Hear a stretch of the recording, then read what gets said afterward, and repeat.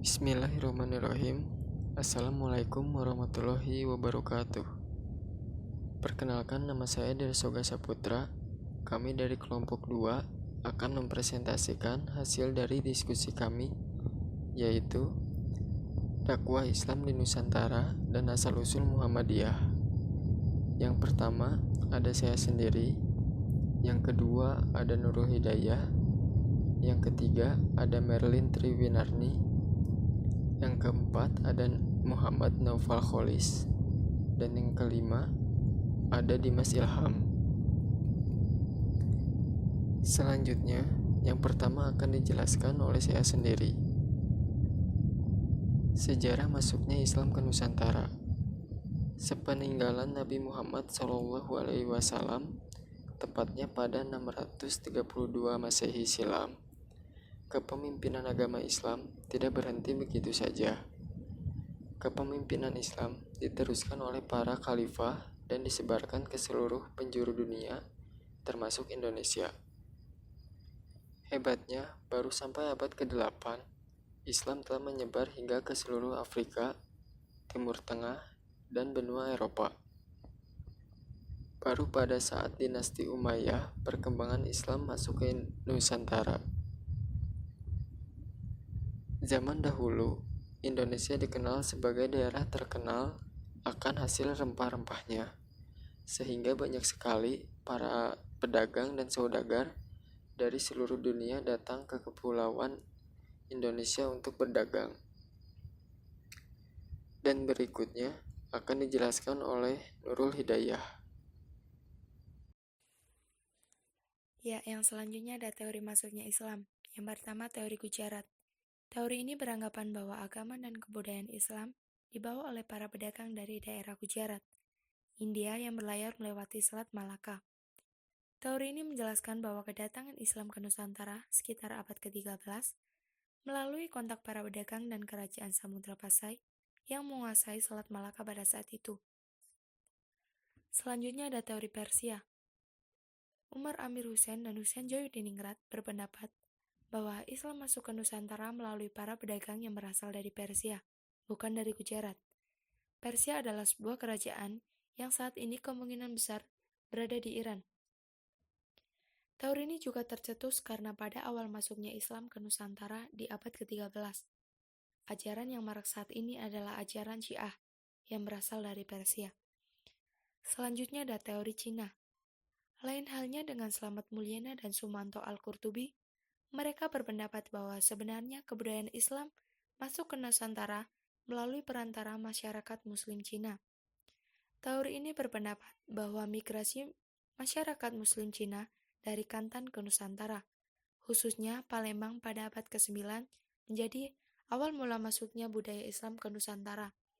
Yang selanjutnya ada teori Mekah. Dalam teori ini dijelaskan bahwa Islam di Nusantara dibawa langsung oleh para musafir dari Arab yang memiliki semangat untuk menyebarkan Islam ke seluruh dunia pada abad ke-7. Hal ini diperkuat dengan adanya sebuah perkampungan Arab di Barus, Sumatera Utara yang dikenal dengan nama Bandar Khalifah. Selain itu, Samudra Pasai, mazhab yang dikenal adalah mazhab Syafi'i. Mazhab ini juga terkenal di Arab dan Mesir pada saat itu. Kemudian yang terakhir adalah digunakannya Geral Al-Amin pada raja-raja Samudra Pasai seperti budaya Islam di Mesir. Yang selanjutnya ada teori maritim. Pada teori ini dikemukakan oleh ahli sejarah yang berasal dari Pakistan, N.A. Balaj. Teori menyatakan bahwa perluasan Islam di Nusantara itu tidak dapat dilepaskan dari kemampuan umat Islam dalam menelusuri samudra. Pada teori ini tidak menjelaskan asal Islam yang berkembang di Nusantara. Akan tetapi yang jelas menurut teori ini, masuknya agama Islam ke Indonesia itu terjadi sekitar abad ke-7 Masehi. Yang selanjutnya ada proses perkembangan Islam di Nusantara. Yang pertama melalui perdagangan. Pada abad ke-7 Masehi, bangsa Indonesia kedatangan para pedagang Islam dari Gujarat atau India, Persia, dan bangsa Arab. Saat berdagang, terjadilah komunikasi antara penjual dan pembeli. Atas interaksi ini, maka terjadilah penyebaran agama Islam.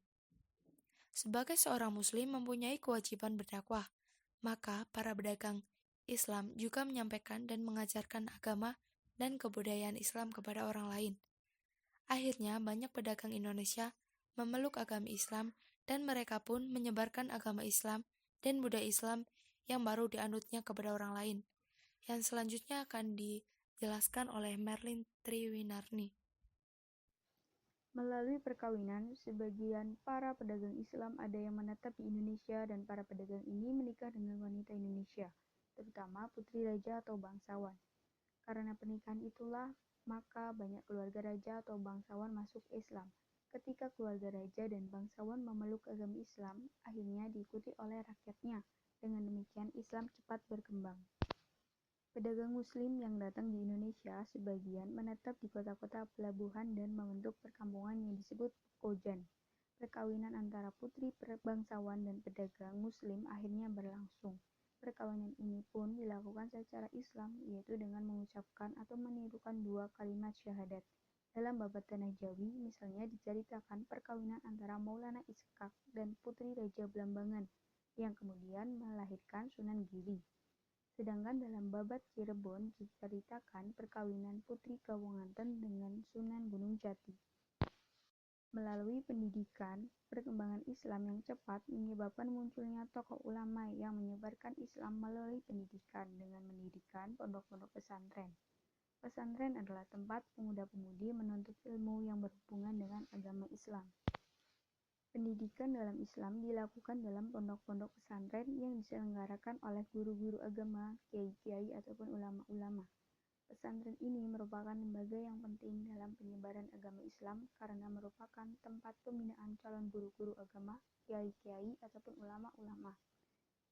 Setelah menamatkan pelajarannya di pesantren, murid-murid atau para santri pun akan kembali ke kampung halamannya. Melalui politik, seorang raja mempunyai kekuasaan dan pengaruh yang besar dan memegang peranan penting dalam proses penyebaran agama Islam tersebut.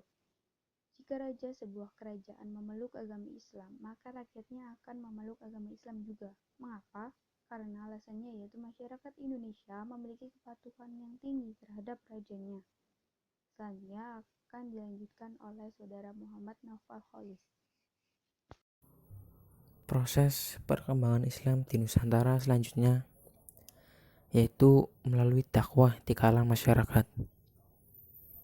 Masyarakat Indonesia sendiri memiliki para pendakwah yang menyebarkan Islam di lingkungannya. Seperti Datori Bandang menyebarkan agama Islam di daerah Goa, Sulawesi Selatan. Tua Tanggang Parang menyebarkan Islam di daerah Kutai, Kalimantan Timur. Penghulu dari Demak menyebarkan agama Islam di kalangan para bangsawan Banjar, Kalimantan Selatan.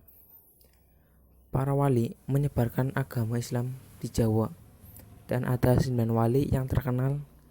Mereka memegang beberapa peran di kalangan masyarakat sebagai penyebar agama Islam, pendukung kerajaan-kerajaan Islam, penasehat raja-raja Islam, dan pengembang kebudayaan daerah yang telah disesuaikan dengan kebudayaan Islam. Atas perannya, para wali sangat terkenal di kalangan masyarakat.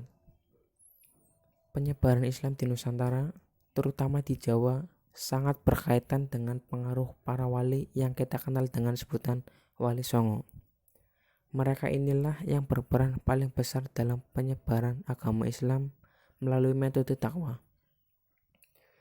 Selanjutnya, seni budaya.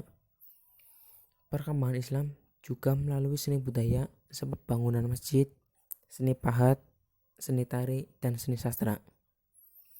Beberapa seni ini banyak dijumpai di Yogyakarta, Solo, dan Cirebon. Seni ini dibuat dengan cara mengakrabkan budaya daerah setempat dengan ajaran Islam yang disusupkan ajaran tauhid yang dibuat sederhana, sehalus, dan sedapat mungkin memanfaatkan tradisi lokal. Dalam menyebarkan agama Islam, sebagian wali menggunakan media seni budaya yang sudah ada dan disenangi masyarakat. Pada perayaan hari keagamaan seperti Maulid Nabi, misalnya seni tari dan peralatan musik tradisional seperti gamelan dipakai untuk meramaikan suasana. Sunan Kalijaga yang sangat mahir memainkan wayang memanfaatkan kesenian ini sebagai sarana untuk menyampaikan agama Islam kepada masyarakat, yaitu memasukkan unsur-unsur Islam dalam bercerita dan pertunjukannya. Senjata Puntadewa yang bernama Jimat Kalimasada misalnya dihubungkan dengan dua kalimat syahadat yang berisi pengakuan terhadap Allah dan Nabi Muhammad. Masyarakat yang menyaksikan pertunjukan Sunan Kalijaga akhirnya mengenal agama Islam dan tertarik ingin menjadikan Islam sebagai agamanya. Corak dan perkembangan Islam di Indonesia. Yang pertama, masa Kesultanan. Di daerah-daerah yang sedikit sekali disentuh oleh kebudayaan Hindu-Buddha seperti daerah-daerah Aceh dan Minangkabau di Sumatera dan Banten di Jawa, agama Islam secara mendalam mempengaruhi kehidupan agama, sosial, dan politik panganut-panganutnya, sehingga di daerah-daerah tersebut agama Islam telah menunjukkan diri dalam bentuk yang lebih murni. Di Kerajaan Banjar, dengan masuknya Islamnya raja, perkembangan Islam selanjutnya tidak begitu sulit karena raja menunjangnya dengan fasilitas dan kemudahan-kemudahan lainnya. Dan hasilnya membawa kepada kehidupan masyarakat Banjar yang benar-benar bersendikan Islam. Secara konkret, kehidupan keagamaan di Kerajaan Banjar ini diwujudkan dengan adanya mufti dan qodhi atas jasa Muhammad Arsyad Al-Banjari yang ahli dalam bidang fikih dan tasawuf. Yang kedua, masa penjajahan. Di tengah-tengah proses transformasi sosial yang relatif damai ini, datanglah pedagang-pedagang barat, yaitu Portugis, Spanyol, Belanda, dan Inggris. Tujuannya adalah menaklukkan kerajaan-kerajaan Islam di Indonesia sepanjang pesisir kepulauan Nusantara. Pada mulanya mereka datang ke Indonesia hanya untuk menjalinkan hubungan dagang karena Indonesia kaya akan rempah-rempah, tetapi kemudian mereka ingin memonopoli perdagangan tersebut dan menjadi tuan bagi bangsa Indonesia. Apalagi setelah kedatangan Snow Horgrowing yang ditugasi menjadi penasehat urusan pribumi dan Arab, pemerintah Hindia Belanda lebih berani membuat kebijaksanaan mengenai masalah Islam di Indonesia karena Snow mempunyai pengalaman dalam penelitian lapangan di negeri Arab, Jawa, dan Aceh. Lalu ia mengumumkan gagasannya yang dikenal dengan politik Islam di Indonesia. Dengan politik itu ia membagi masalah Islam dalam 3 kategori, yaitu yang pertama bidang agama murni atau ibadah, yang kedua bidang sosial kemasyarakatan, dan yang ketiga politik. Terhadap bidang agama murni, pemerintah kolonial memberikan kemerdekaan kepada umat Islam untuk melaksanakan ajaran agamanya sepanjang tidak mengganggu kekuasaan pemerintahan Belanda. Dalam bidang kemasyarakatan, pemerintah memanfaatkan adat kebiasaan yang berlaku sehingga pada waktu itu dicetuskan teori untuk membatasi keberlakuan hukum Islam, yakni teori resepti, yang maksudnya hukum Islam baru bisa diberlakukan apabila tidak bertentangan dengan adat kebiasaan. Oleh karena itu terjadi kemandekan hukum Islam. Sedangkan dalam bidang politik, pemerintah melarang keras orang Islam membahas hukum Islam baik dari Al-Quran maupun Sunnah yang menerangkan tentang politik, kenegaraan, atau ketatanegaraan.